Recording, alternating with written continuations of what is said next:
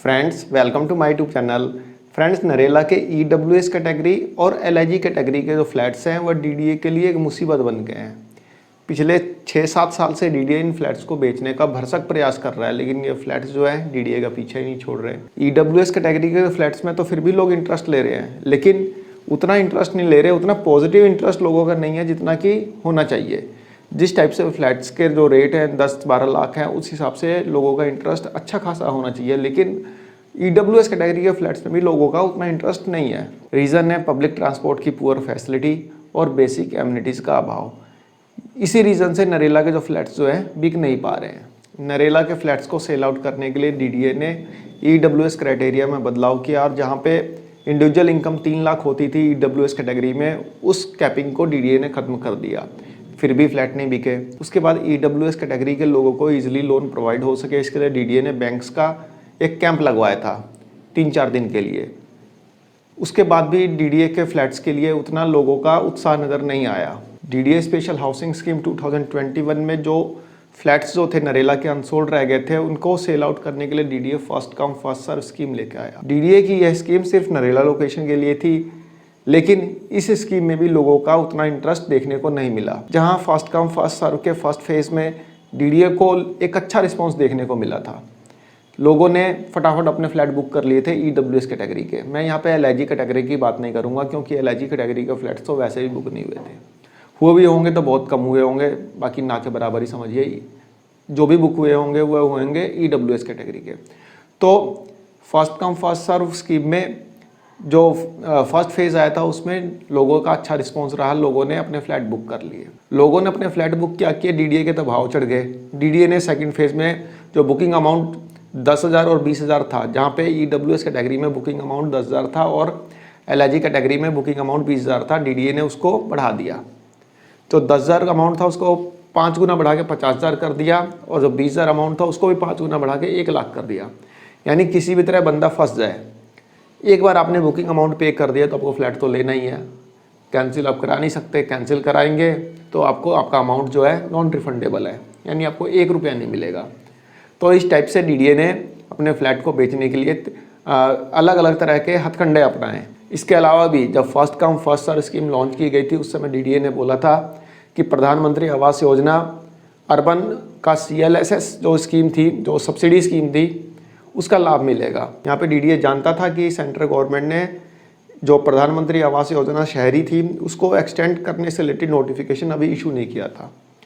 फिर भी डीडीए ने अपने ब्रोशर में लिख दिया कि हाँ भाई इस स्कीम का लाभ मिलेगा। आज आप बैंक में जाइए, कोई बैंक नहीं देगा आपको, सीधा बोलेगा कि इससे रिलेटेड अभी नोटिफिकेशन ही नहीं आया। और सिर्फ मीडिया न्यूज़ में इतना हल्ला मचा हुआ था कि 2024 तक एक्सटेंड होगी, 2024 तक एक्सटेंड हो गई। बाकी प्रैक्टिकल बात यह है कि आप जाके देखिए बैंक में, आपको पता चल जाएगा कि प्रधानमंत्री आवास योजना में आपको लोन की सब्सिडी मिलती है कि नहीं मिलती है। नहीं मिलेगी आपको। उसके अलावा भी जब से नरेला के फ्लैट्स बने हैं, जब से नरेला के फ्लैट्स जो डीडीए की स्कीम में आए हैं, डीडीए की जितनी भी स्कीम्स आई हैं सब में डीडीए ने यह बोला कि मेट्रो प्रपोज्ड है, मेट्रो प्रपोज्ड है, मेट्रो प्रपोज्ड है। जो कल भी थी, आज भी है और आगे कब तक रहेगी यह नहीं पता।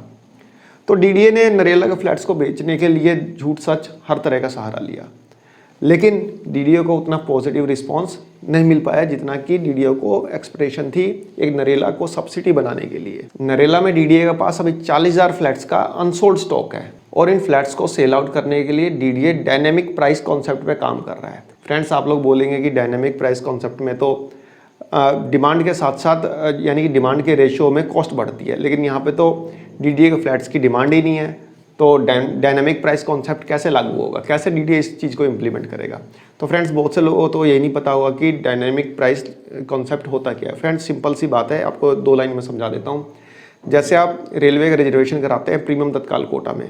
प्रीमियम तत्काल कोटा में क्या होता है, मान लीजिए दिल्ली से मुंबई जाने वाली राजधानी में 100 सीटें हैं प्रीमियम तत्काल में। 25 सीटें जैसे ही बुक हो जाएंगी उसका कॉस्ट बढ़ जाएगा, फिर बाद की 25 सीटें बढ़ेंगी तो उसका कॉस्ट बढ़ जाएगा। यही कॉन्सेप्ट डीडीए अपनाने जा रहा है, डायनेमिक प्राइस कॉन्सेप्ट।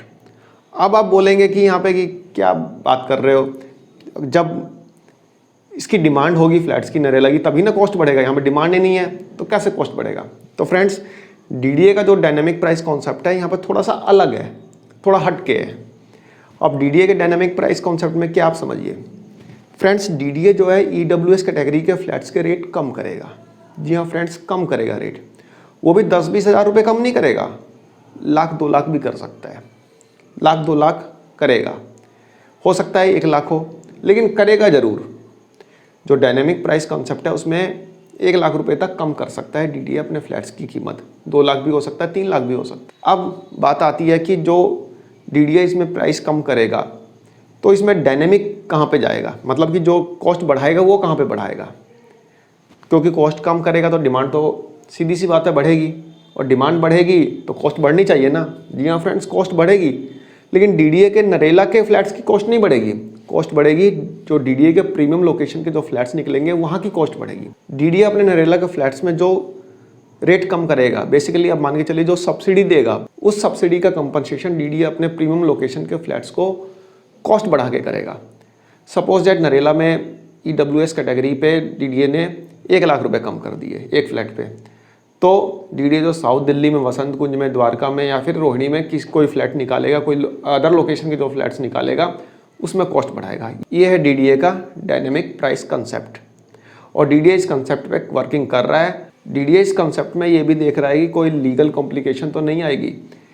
अभी डीडीए इस पे वर्किंग कर रहा है, लेकिन आने वाले समय में आपको देखने को मिल सकता है कि डीडीए के ईडब्ल्यूएस कैटेगरी के फ्लैट्स जो है सस्ते हो गए।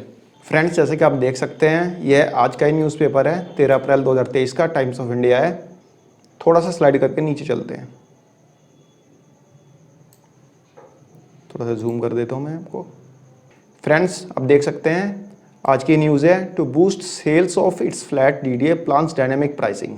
मतलब अपनी सेल बढ़ाने के लिए डीडीए डायनेमिक प्राइसिंग कॉन्सेप्ट लाने जा रहा है। इसको हम पूरा नहीं पढ़ेंगे, मेन लाइन पढ़ लेंगे। इसमें क्या है, हम यहाँ पे 3rd पैरा पढ़ेंगे। As of now we sell flats based on their cost, but we are contemplating reducing the price of EWS flats in the for subsidies by a few lakhs to increase sales and bridge the gap of the raising the prices of premium flats of prominent location a bit, he added। मतलब DDA को official ने बताया है कि EWS flats के जो rate होंगे वह कुछ लाख तक गिरेंगे, a few lakhs, मतलब यही हुआ ना, टू इंक्रीज सेल्स, मतलब सेल्स बढ़ाने के लिए, and bridge the gap by raising the price of premium flats, और जो उसका गैप होगा यानी उसको कंपनसेट करने के लिए जो प्रीमियम फ्लैट्स होंगे, जो प्रोमिनेंट लोकेशन होंगे, मतलब मेन लोकेशन जैसे कि साउथ दिल्ली या फिर रोहिणी वगैरह के, उसकी कॉस्ट बढ़ाई जाएगी। बाकी ये पूरी डिटेल आप पढ़ना चाहें तो पढ़ सकते हैं। तो फ्रेंड्स, एक छोटी सी वीडियो थी, आशा करता हूँ पसंद आई होगी। धन्यवाद, नमस्कार।